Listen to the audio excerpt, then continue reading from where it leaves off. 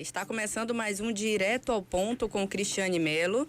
Nós estamos no inverno, hein? Esse frio gostoso, estação mais fria do ano, que é caracterizada pelo clima seco e baixa umidade do ar, deixando as pessoas ainda mais susceptíveis aos fatores que desencadeiam as doenças oculares. Isso acontece porque há uma maior concentração de poluentes no ar e os nossos olhos perdem um pouco da sua lubrificação natural devido à evaporação da camada aquosa da lágrima. No Direto ao Ponto com Cristiane Melo dessa sexta-feira, vamos conversar com o médico oftalmologista Dr. Hamilton Sampaio sobre este assunto. Dr. Hamilton, seja bem-vindo ao Direto ao Ponto. Muito obrigada por ter aceitado o nosso convite. Olá, Cris, bom dia, amigos do programa Direto ao Ponto Princesa FM. Vamos começar falando sobre a campanha mundial Julho Turquesa. Cerca de 40 milhões de brasileiros, sobretudo mulheres acima de 50 anos de idade, sofrem da síndrome do olho seco, condição que agravou na pandemia devido ao tempo maior dedicado às videoconferências, às aulas remotas e à maior exposição das pessoas nas telas de celulares, de computadores, enfim. Qual o objetivo dessa campanha, que é uma campanha mundial, e quais as complicações da síndrome do olho seco? Isso, realmente muito importante essa campanha, porque o olho seco é uma doença muito prevalente aqui no nosso meio e ela se acentua no inverno, devido às baixas temperaturas, à umidade do ar, umidade relativa do ar, diminui o ressecamento. E realmente nessa pandemia, o excesso de telas contribuiu para o aumento dos pacientes, do número de pacientes que estão sentindo esses sintomas do olho seco.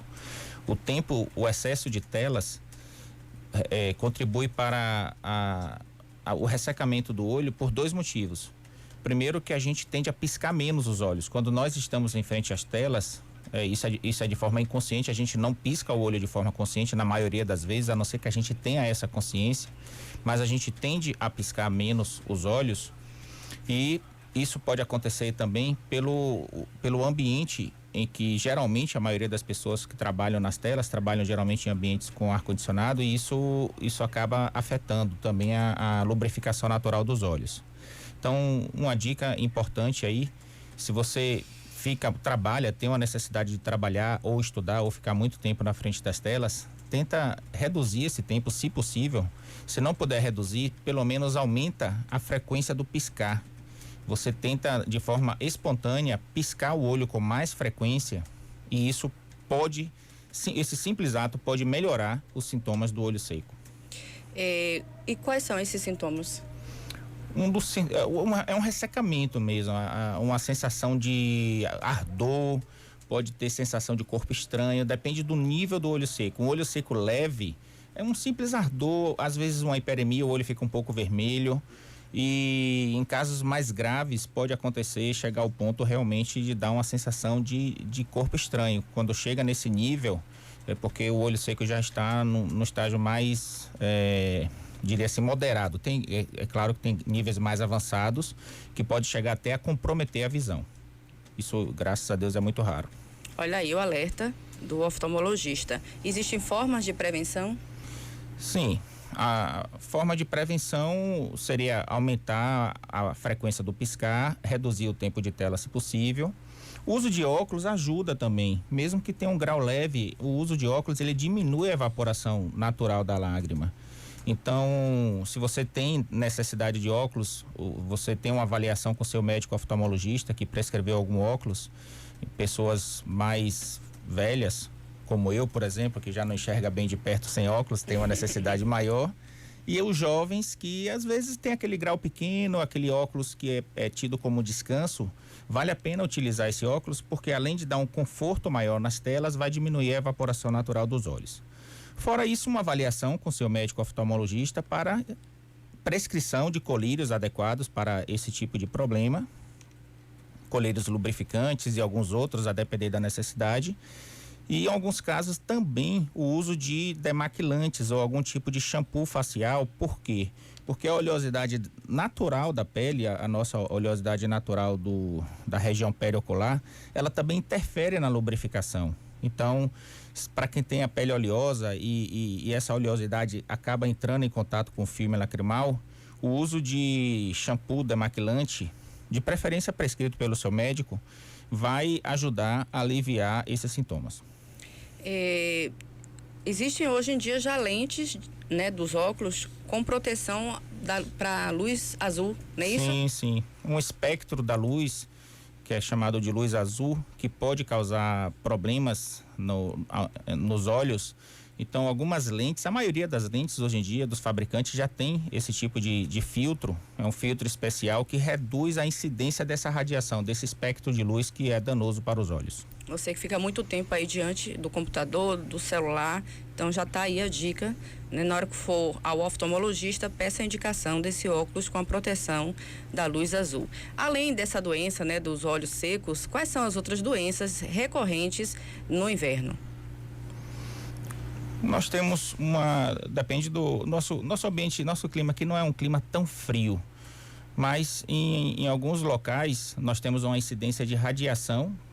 Quem pratica esporte nas neves, uma incidência maior de radiação e queimadura, porque às vezes a gente se engana, né? A gente acha que somente o sol forte é que causa queimadura, mas a ausência de nuvens e aquela sensação térmica, o fato de você não estar sentindo calor, você acaba desprotegendo a região, no caso na região dos olhos, às vezes deixa até de usar um óculos de proteção, só usa no verão. Então, essa falta de proteção pode dar uma queimadura por excesso de radiação ultravioleta. Basicamente seria isso aí, o olho seco e a queimadura por radiação, por excesso de radiação UV. As conjuntivites alérgicas e virais também são algo muito comum no inverno, não é isso? E eu gostaria de falar sobre elas, né? A conjuntivite. Muito bom, muito importante realmente. A conjuntivite, ela pode acontecer por aglomeração, pelo o fato de no inverno a gente acaba aglomerando um pouco mais e aumenta a incidência de doenças que são transmitidas pelo contato pessoal. No caso até mesmo a Covid, gripes e a conjuntivite, que na maioria das vezes é viral. Um tipo de conjuntivite que é muito comum no inverno, a conjuntivite viral, pela simples aglomeração, e a outra que seria alérgica. A diferença da conjuntivite viral para a conjuntivite alérgica é que na conjuntivite viral você tem um agente, um vírus, né, que causa essa conjuntivite e ela é extremamente contagiosa. Então temos que ter um cuidado maior na higiene, assim como temos, por exemplo, na Covid. A gente sabe da importância de lavar as mãos, de ter cuidado com as secreções. A conjuntivite viral você também tem que ter esse mesmo cuidado. Então, um cuidado maior de higiene e cuidado local, cuidado de higiene local. Na maioria das vezes, essa doença se resolve da mesma forma que a gripe. Você usa sintomáticos, alguns medicamentos sintomáticos, e ela vai se resolvendo com o tempo. Na conjuntivite alérgica é um pouco diferente. Ela não é transmissível. Ela é causada por pessoas sensíveis, no caso pode ser a pólen, pode ser a mofo ou alguns agentes que depende da sensibilidade de cada um, e realmente no inverno isso é mais frequente. Você está mais para quem tem a predisposição, não é em todo mundo, para quem tem a predisposição à alergia, assim como a rinite alérgica, tem a conjuntivite alérgica, isso aumenta realmente no inverno, e o cuidado maior que você tem que ter é tentar identificar qual é o fator. Isso varia de uma pessoa para outra, o que causa alergia em você. Então, se você tem problema com mofo, renove com maior frequência a sua roupa de cama, cuidado no local, principalmente o local que você dorme, se você está mantendo o ambiente ventilado. Quando vai pegar aquela roupa do armário que está ali muito tempo guardada, passa no sol antes de utilizar. Então, se você tem alergia a pólen, cuidado quando você vai chegar próximo de vegetais, de flores. Então, identifica o fator causal e tenta se afastar. Se mesmo assim você desenvolve alergia, aí tem alguns cuidados. A avaliação com o médico oftalmologista é o ideal, mas você pode utilizar compressa gelada para alívio dos sintomas e alguns colírios específicos. Aí tem que ser realmente prescrito pelo médico.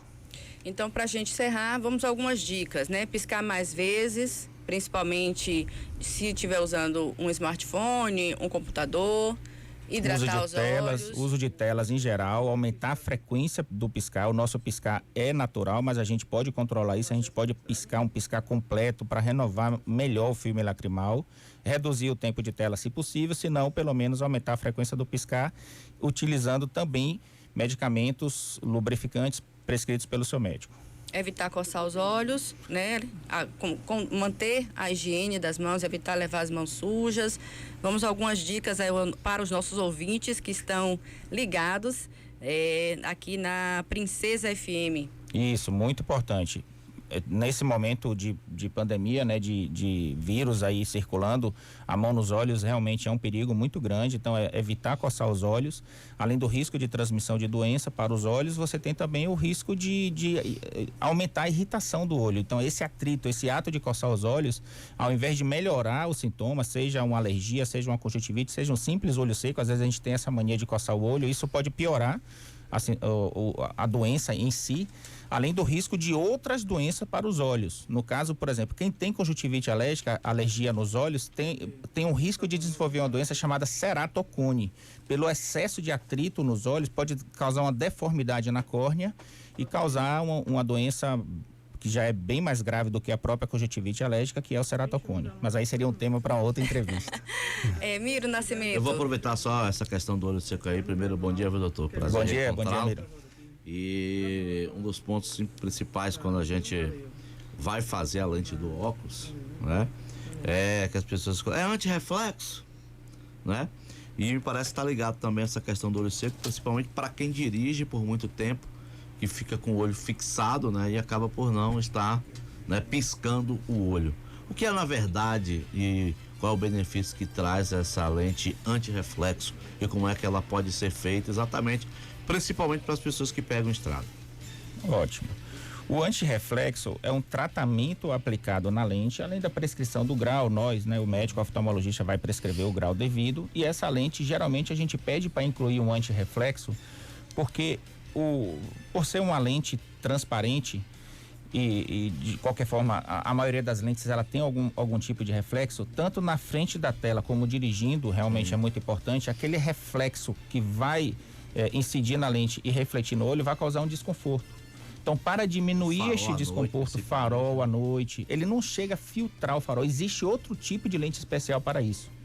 Tem um tipo de lente que é bem legal para dirigir à noite, inclusive eu tenho ela, chama Drive Wear. É um tipo de filtro especial, uma coloração especial, um amarelo residual com um tratamento fotocromático e... esqueci o outro. Mas é um tratamento especial polarizado. Tratamento polarizado que ajuda a melhorar esse tipo de desconforto visual com a luz à noite. O antirreflexo, ele diminui o reflexo, é um pouco diferente. Então, por exemplo, se você utiliza uma lente simplesmente transparente e apenas com antirreflexo, se você fizer assim e assim, você não vai praticamente perceber diferença no farol, vai estar praticamente igual. Mas aquele reflexo que poderia incidir na lente e bater no olho, pelo menos isso não vai acontecer com a lente anti-reflexo, tanto na frente das telas como na frente dos faróis. Então você diminui o reflexo, mas você não diminui a intensidade de luz. A intensidade de luz vai ser exatamente igual. Se você fizer assim, vai estar a mesma intensidade de luz, tirar o óculos ou colocar o óculos. Então aí teria um tipo especial de lente para essa situação, para quem tem fotofobia, que é um desconforto com a luz. Eu, por exemplo, tenho, aí eu utilizo esse tipo de lente. Gente, eu queria perguntar, doutor Hamilton, uma coisa que está muito na moda, aproveitar a oportunidade. Não foi para isso, né? O nosso tema foi olho seco, foi doenças do inverno, mas está muito na moda as pessoas usarem cílios postiços, cílios fio a fio. Eu acho lindo, não vou mentir, já quis colocar, mas queria a opinião do médico aqui, do oftalmologista a respeito disso. Sim, importante esse assunto, realmente tem sido muito frequente. O cílio postiço, primeiro que a gente recomenda que você confie no profissional que está fazendo a aplicação desses cílios, porque envolve a utilização de produtos químicos, algum tipo de agente químico que pode ser agressor, o paciente pode ter alergia ou pode sofrer algum tipo de irritação com a aplicação desses cílios. Então, e um outro problema é que você acaba tendo, fazendo a higiene um pouco, ela fica um pouco mais difícil, né? Eu acredito, não sei, não tenho Sim. certeza, mas acho que atrapalha um pouco, né? A higiene dos cílios. Se você quiser usar um shampoozinho para limpar os cílios, acho que vai acabar removendo ele. Então, mas é principalmente pelo agente agressor do produto químico utilizado. Então, confie no profissional que está utilizando, e caso você tenha alguma irritação, remova imediatamente. Eu não sei se pode remover em casa, talvez em casa ou no profissional. Remove os cílios e procura um médico oftalmologista para avaliar que tipo de agressão, o que está acontecendo. Mas seria basicamente uma agressão química, algum tipo de irritação que pode causar na superfície ocular. Doutor, muito obrigada por ter aceitado o nosso convite. Deixo aqui o microfone aberto, caso eu não tenha feito alguma pergunta, para suas considerações finais. Obrigado, Kis. A consideração final é realmente a importância de cuidar da sua saúde ocular, manter esses cuidados que nós falamos aqui, e uma avaliação com seu médico oftalmologista para a identificação, caso tenha de algum problema que possa ser melhorado com esta avaliação. E é isso aí, use óculos escuro até no inverno, né? Sim, óculos escuro, importante realmente, o óculos com proteção ultravioleta, depende do óculos escuro, porque sem proteção não adianta nada. Não adianta nada. Gente, esse foi mais um Direto ao Ponto, informação de qualidade com credibilidade, é aqui no Direto ao Ponto com Cristiane Melo. Um grande abraço e até a próxima sexta-feira. Você ouviu no Bom Dia Feira.